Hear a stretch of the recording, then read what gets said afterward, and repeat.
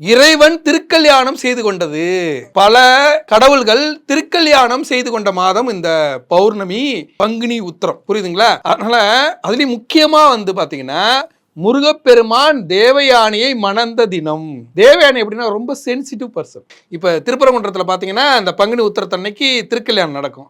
அதுல பாத்தீங்கன்னா ஒருத்தனுக்கு எனக்கு நல்ல அன்பான கணவன் வேணும், நல்ல என்னை மட்டுமே நேசிக்கிற ஒழுக்கமான மனைவி வேணும் அப்படின்னு யார் நினைக்கிறாங்களோ நேரா திருப்பரங்குன்றம் போயிடும். தேவயானி அவ்வளவு பாசமானவள். தன்னுடைய கணவன் மேல ரொம்ப சென்சிட்டிவான பாசம் உள்ள ஒரு பெண் தேவயானி. இந்த சரித்திரத்தை தெரிஞ்சுக்கணும்னா இப்ப சூரசம்காரம் நிகழ்த்தினார். சம்காரம் பண்ணி அசுரர்களை அழித்தார். அழித்த உடனே தேவேந்திரன் என்ன நினைக்கிறாரு, சம்காரம் பண்ணி அசுரர்கள் அழிச்சிட்டாரு, தேவர்கள் நம்மள காப்பாத்திட்டாரு, அதனால அவருக்கு ஏதாவது நம்ம ஒரு கைகரியம் செஞ்சிடணும், ஏதாவது ஒரு கிஃப்ட் கொடுத்துடணும் அப்படின்னு என்னடா கிஃப்ட் கொடுக்கறதுன்னு யோசிக்கிறாரு.